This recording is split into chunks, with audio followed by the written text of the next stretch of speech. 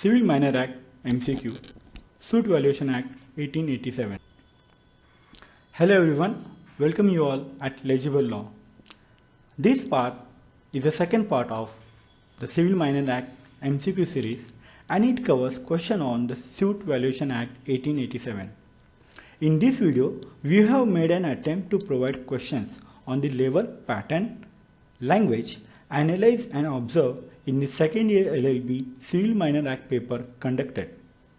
Many of the questions are memory based and discussion based. We hope that our experience will surely add on to your preparation. Make most out of it. Best of luck for your studies. Before proceeding, I would like to add that this act has reference to the Court Fees Act 1870 at most of the places, and you will see those in upcoming questions. So let's start with the questions. Question 1. When was the Suit Valuation Act enacted? A. 11 Feb 1887, B. 11 Feb 1888, C. 11 Feb 1887, D. 11 Feb 1888. The right answer for this is option A. The Suit Valuation Act was enacted on 11 Feb 1887. Question 2. What is the object and purpose of the Suit Valuation Act 1887? A. Determining the suit fees. B. Determining the jurisdiction of the court. C. Determining whether the suit is civil or criminal. D. None of the above. Right answer for this is option B. The object and purpose of the Suit Valuation Act 1887 is determining the jurisdiction of the court. Question 3. The Suit Valuation Act 1887 is applicable to. We need to find the extent to which this act is applicable. Here are the options. A. Whole of India. B. Whole of India except Jammu and Kashmir. C. Whole of India except territories which were comprised in Part B, states immediately before 1st November 1956. D. Whole of India except the territories which were comprised in Part D, states immediately before 1st November 1956. The answer for this is C. The Suit Valuation Act 1887 is applicable to whole of India except the territories which were comprised in Part B, states immediately before 1st November 1956. Next question. Like I said at the beginning, this act has reference to the Court Fees Act 1870. And here are the questions. Going further, you may see that the reference of the Court Fees Act in these questionnaires in association of the Suit Valuation Act 1887. Here is the question 4. Section 7, paragraph 5 of the Court Fees Act mentioned in Section 3 of the Suit Valuation Act 1887 talks about. Here are the options. A. The possession of land, house and garden. B. To enforce a right of preemption. C. For specific performance. D. None of the above. Let's find the answer. Answer is A. Possession of land, house and garden. So the Section 7 paragraph 5 of the Court Fees Act mentioned in Section 3 of Suit Valuation Act 1887 talks about possession of land, house and garden. Question 5. Section 7 Paragraph 6 of Court Fees Act 1870 mentioned in Section 3 of the Suit Valuation Act 1887 talks about what? Here are the options. A. Possession of land, house and garden. B. To enforce a right of preemption. C. For specific performance.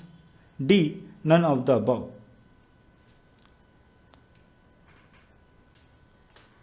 So the right answer for this is B. To enforce a right of preemption. So the Section 7 paragraph 6 of Court Fees Act 1870 mentioned in Section 3 of the Suit Valuation Act 1887 talks about to enforce a right of preemption.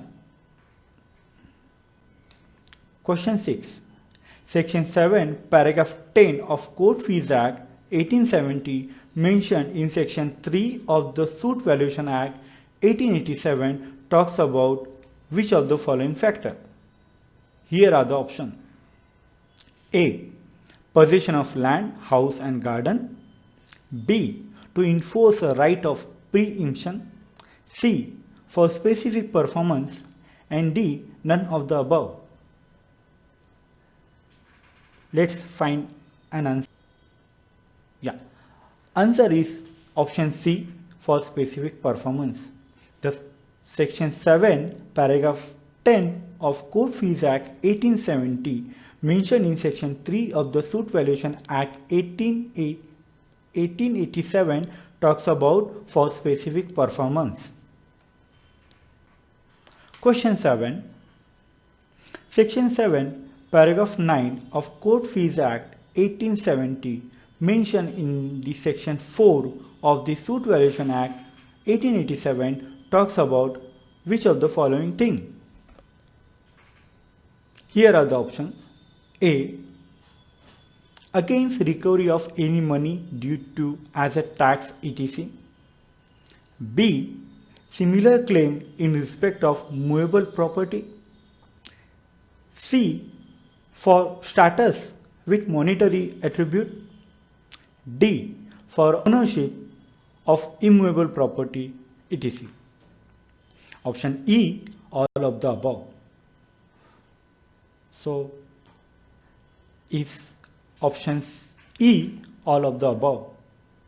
Section 7, paragraph 9 of Court Fees Act 1870 mentioned in Section 4 of Suit Valuation Act 1887 talks about against recovery of money due to tax, similar claim in respect of movable property.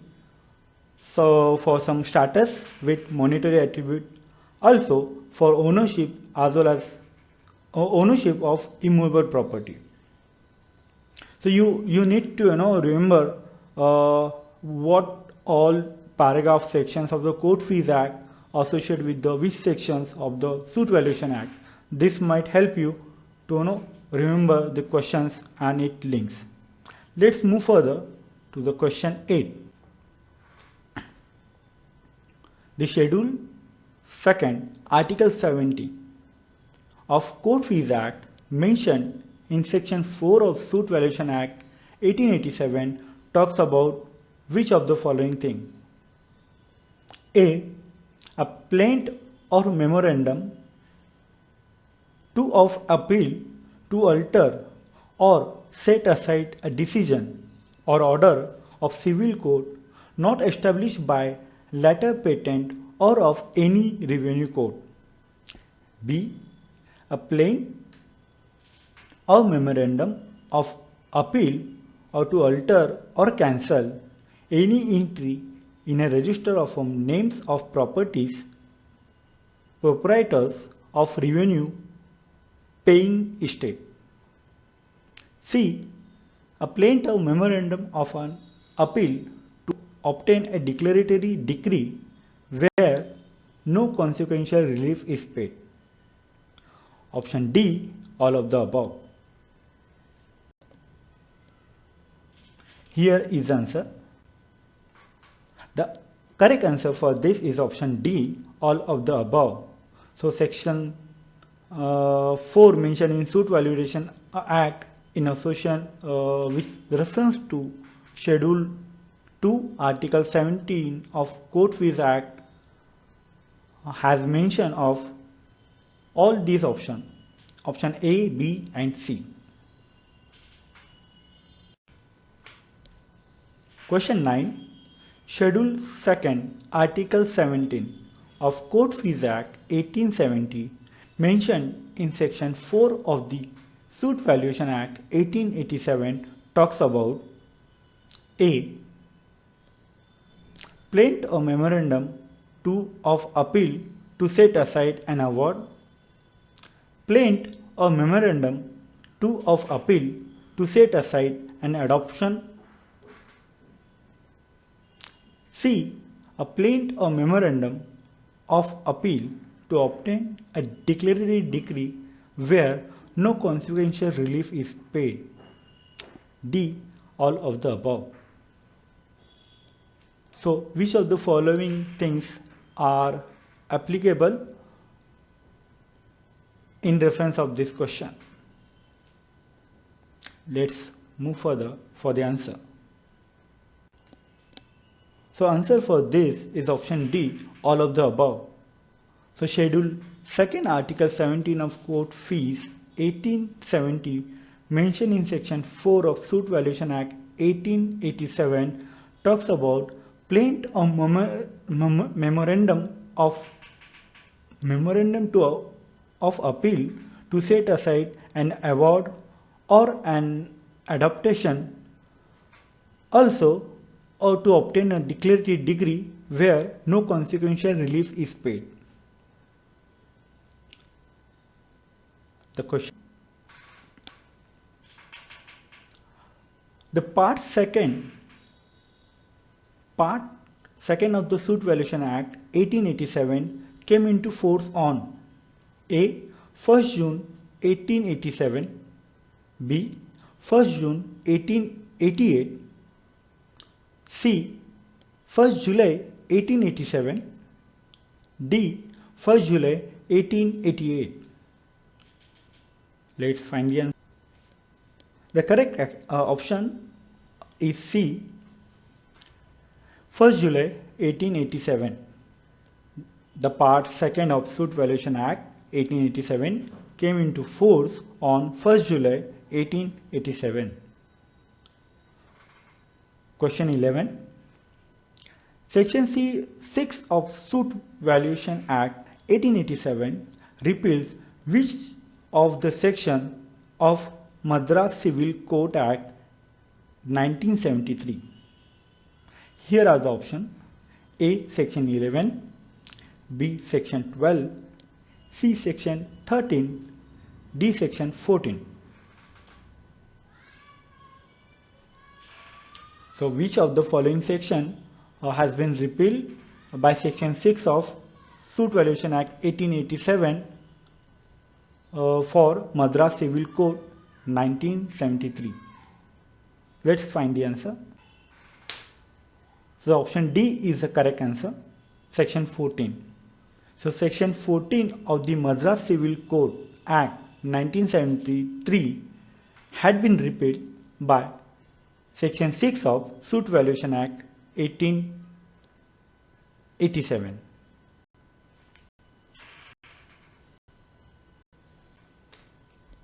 Question 12.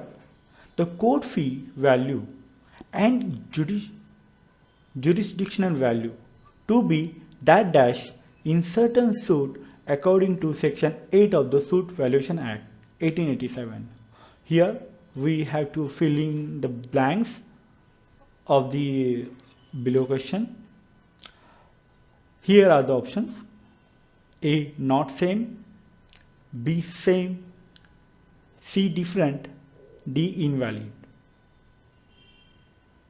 So the correct answer is B. Same. So the court fee value and jurisdictional value to be same in the certain suits according to Section 8 of the Suit Valuation Act 1887. Question 13. Section 7, paragraph 9, mentioned in section 8 of the Suit Valuation Act talks about what? Here are the options. A. Possession of land, house and garden. B. To enforce a right of preemption. C. To redeem. D. None of the above. The right answer is to redeem. So section 7, paragraph 9 mentioned in section 8 of the Suit Valuation Act 1887 talks about redeem.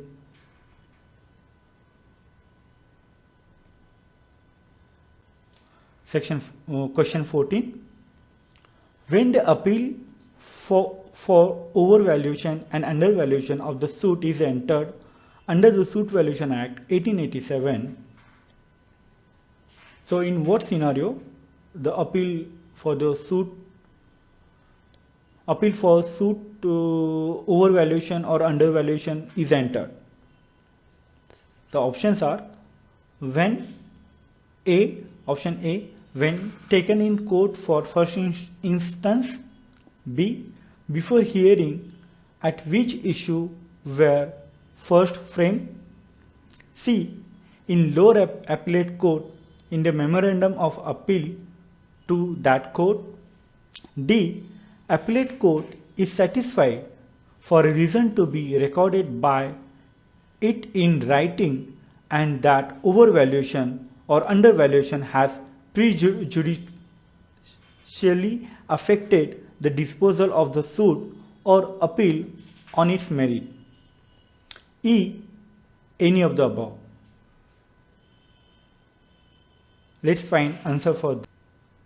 So the correct option is option E.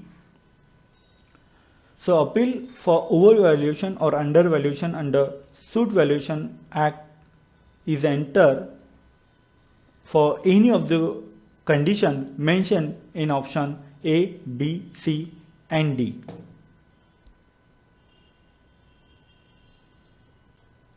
Question 15. Section 11 of the Suit Valuation Act shall come into force on option A, 1st June 1887, B, 1st June 1888, C, 1st July 1887, D, 1st July 1888. So answer to this option C, 1st July 1887. The section 11 of the Suit Valuation Act 1887 shall come into force on 1st July 1887. That's all about this video on the Suit Valuation Act. Thank you for spending time over here. We hope that this surely help you in some way. And one humble request to you all that please like, share and subscribe to the channel and stay tuned with the update. Thank you. We'll surely see in the next video for the next act of the Civil Minor Act. Thank you.